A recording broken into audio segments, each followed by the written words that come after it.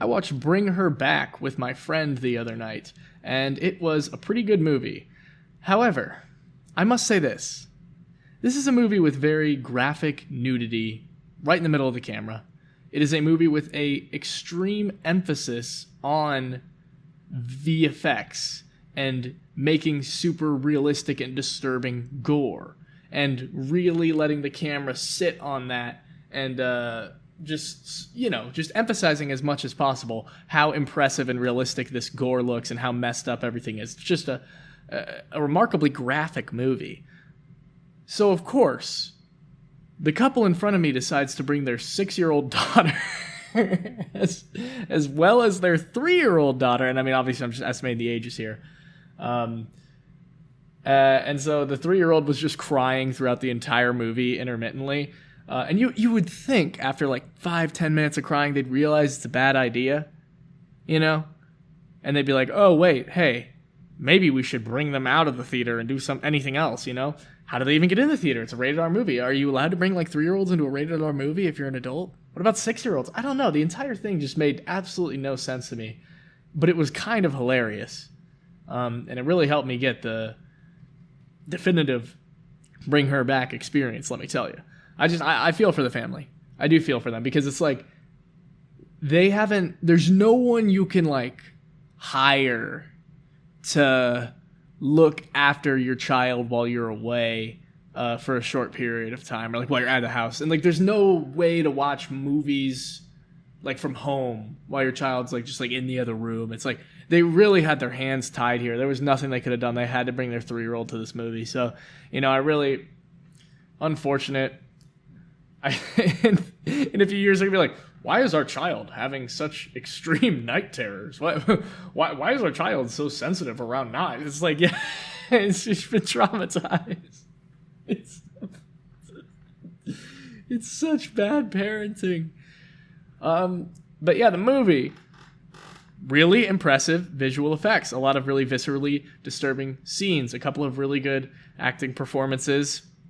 It's kind of one of those grooming horror movies where it's like somebody is in the custody, or at least in the company of a character that's sort of like a little sus, like they could go one way or they could go the other way, and you just don't really know how to feel about them, but it's clear that they're going to end up just being a fucking total psychopath. My favorite example of this is probably Creep or The Lighthouse are some really good ones. Get Out kind of has this, except it isn't just one person, it's like an entire family. That's another really good movie. The Invitation as well. A lot of my favorite movies sort of have this premise. It's not, this movie's not remaking the wheel or whatever the expression is. It's a pretty basic plot conceit. It's relatively like straightforward execution with just a couple characters, a clear emotional arc, and some pretty decent dialogue to go along with it. There were times towards the middle of the movie where I was kind of not enjoying it as much because it was starting to become more clear exactly where it was going. And it was just kind of seemingly doing that train wreck in slow motion thing where you know it's going to happen, but you're just painfully being strung along. I just wasn't totally bought into it enough to enjoy that sort of time when there was nothing else stimulating me. But it was well shot. It was well acted. It was a very well put together movie, and the best thing about it was definitely those visual effects and some of the concepts they went for with the eating the knife, the dad in the shower. It's neat. There's a little arc in there about a disabled girl who is so often in her life babied and feels like people don't treat her transparently and like an equal, basically being put in a position where everybody who could care for her is taken away, and she has to escape and fend for herself and fight for herself and claim her own independence. And she is able to do that and lovingly remember the people who died trying to protect her, even though she now knows she can do that for herself and is extremely traumatized. Some of the dialogue was really good. Some of the acting was really good. Not all of it. A lot of the scenes towards the beginning of the movie, like when they were getting drunk and stuff, I was super interested in. Once it started getting towards the middle of the movie and it's just like the guy crashing out at the lady and the lady being like, I don't know what you're talking about. You're the crazy one. just whatever.